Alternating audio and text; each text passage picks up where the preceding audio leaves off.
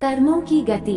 मित्रों, आपको इस वीडियो में बहुत कुछ सीखने को मिलेगा, तो बने रहिए हमारे साथ इस वीडियो में अंत तक। सभी प्यारे दर्शकों का दिल से स्वागत है हमारे चैनल पर पहली बार अपना कीमती समय निकाल कर आए तो सब्सक्राइब करना ना भूले। आइए शुरू करते हैं बिना देर लगाए। दोस्तों, कर्म की गति को समझना बड़ा कठिन है। कर्म की गति बड़ी बारीक है। मनुष्य कर्म करके उसे भूल जाता है, पर कर्म छाया के समान उसका पीछा करता रहता है। वह कर्ता को कहीं भी खोज लेता है। जैसे 1000 गौएं खड़ी हों, उनमें बछड़ा अपनी माँ को खोज लेता है। वह अपनी माँ का ही दूध पीता है। दूसरी गाय के नीचे जाएगा तो गाय भी उसे लात मार देगी। वह प्रकृति का नियम है। वैसे ही कर्म कर्ता को खोज लेता है और उसी को फल देना शुरू करता है। यदि कर्म अच्छा हुआ तो उसका अच्छा फल मिलता है, और यदि कर्म बुरा हुआ तो उसका फल भी बुरा ही होता है। वैसे कर्म जड़ है, किंतु वह स्वचालित यंत्र के समान हो जाता है। कर्म अनंत है। इन सभी कर्मों को हम 2 हिस्सों में बांट लेते हैं। एक गांठ पाप की है और एक पुण्य की है। द्वे देह वै कर्मणि वेदित्वे पापकस्य एको राशि पुण्यकृतोपहन्ति तदिच्छस्व कर्माणि सुकृतानि कर्तुमिह ते कर्म कवयो वेदयन्ते। अर्थात कर्म 2 प्रकार के हैं, एक राशि पाप की और दूसरी पुण्य की। ये दोनों एक दूसरे के विरोधी हैं, एक दूसरे को दबाते हैं। पाप अधिक हुआ तो पुण्य को दबा देता है, और पुण्य अधिक हुआ तो पाप को दबा देता है। इसलिए हे मानव, तू अच्छे से कर्म करने की इच्छा कर।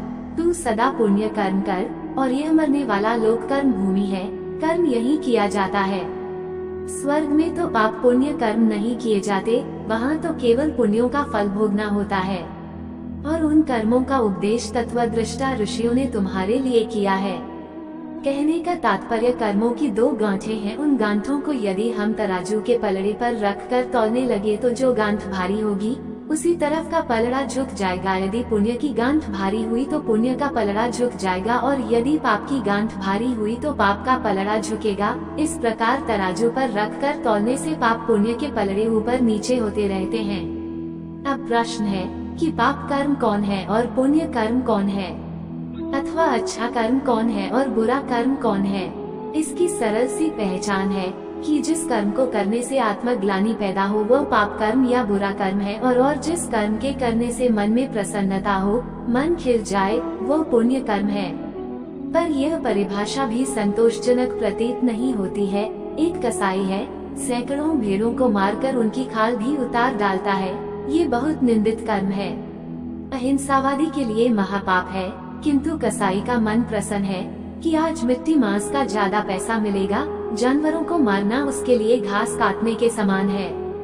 अथवा अफ्रीकी लोग दुश्मन को मारने के लिए बंदूक से निशाने का अभ्यास करते हैं। किसी आदमी के सिर पर अंडा रखकर निशाना साधते हैं। अंडा फूट जाए, निशाना सही बैठ जाए तो बड़े प्रसन्न होते हैं। कर्म बहुत खतरनाक और प्राणलेवा है, किंतु वे बड़े प्रसन्न होते हैं कि हमारा सिपहसालार कितना निशानेबाज है। तो कैसे समझे कि कौन कर्म पाप है या कौन कर्म पुण्य है? इसके लिए शास्त्रकारों का कहना है कि पाप पुण्य का नियम उन लोगों के लिए है जो आत्मा, परमात्मा, ईधावर धर्म आदि पर विश्वास रखते हैं। जिनके पास समझ है, जिन लोगों को इसका ज्ञान ही नहीं कि धर्म क्या है या अधर्म क्या है, उनका जीवन तो जानवरों के समान है। वे सब तो प्राकृतिक जीवन बिताते हैं। वे नहीं जानते कि पाप क्या होता है और पुण्य क्या है, स्वर्ग क्या होता है और नरक क्या होता है। पाप पुण्य की व्यवस्था तो ज्ञानवान पुरुषों के लिए है। मरने के बाद मनुष्य भोगने के लिए नया काम चलाऊ शरीर प्राप्त करता है। वह शरीर सूक्ष्म आकृति लेकर अभिव्यक्त होता है। काटने पीटने पर वह न तो खंड खंड होता है और न ही मरता है। वह शरीर केवल पापों का फल भोगने के लिए होता है। मरने से पहले यदि पापों का प्रायश्चित नहीं किया तो अवश्य ही प्राणी को नरक की आग में जलना पड़ता है। अतः संसार से विदा होने से पहले प्रायश्चित कर लेना चाहिए, अन्यथा करोड़ों कल्पों में भी बिना भोगे हुए पापों का नाश नहीं हो सकता। जो मन, वचन और शरीर के द्वारा स्वयं पाप करता है, दूसरों से कराता है तथा किसी के दुष्कर्म का अनुमोदन करता है, उसके लिए नरक ही गति है।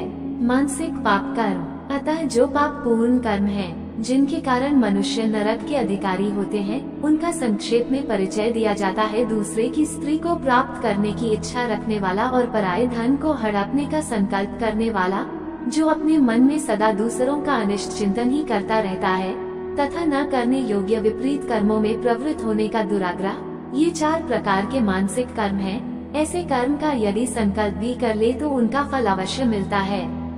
वह मानव योनि से नीचे गिरता है। वाचिक पाप कर्म, व्यर्थ की बकवास, ऐसी बातें जिनका कोई सिर पैर नहीं है।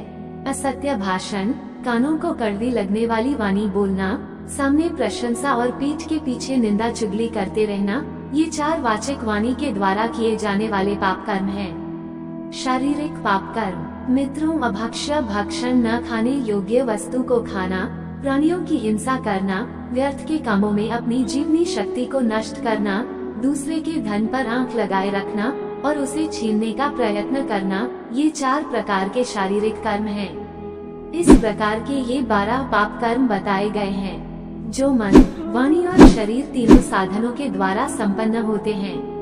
साथ ही जो व्यक्ति धर्म को नहीं मानते हैं, ईश्वर पर विश्वास नहीं रखते हैं, वे सब नरकों के सागर में गिरते हैं, क्योंकि धर्म का आचरण और ईश्वर का भजन ही नरकों से रक्षा करता है।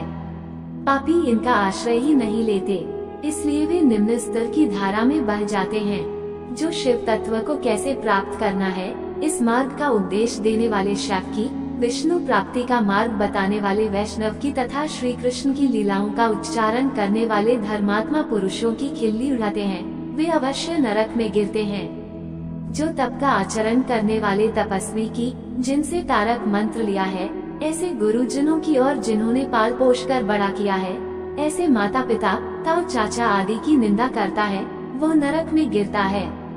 ब्राह्मण की हत्या करने वाला, शराब पीने वाला, स्वर्ण को चुराने वाला, गुरु पत्नी से सहवास करने वाला और इन 4 से संपर्क रखने वाला 5वीं श्रेणी का पापी, ये सब के सब महापातकी कहे जाते हैं। इन सबको नरक में जाना होता है। तो मित्रों, आज हमने जाना कि कर्मों की गति क्या होती है। अगर आप चाहते हैं इसी तरह की वीडियो देखना तो चैनल को सब्सक्राइब कर दीजिए, क्योंकि हम बहुत मेहनत करके जानकारी एकत्रित करते हैं। तो अगर आप हमें बदले में कुछ देना चाहते हैं तो प्लीज सब्सक्राइब कर दीजिए हमारे चैनल को।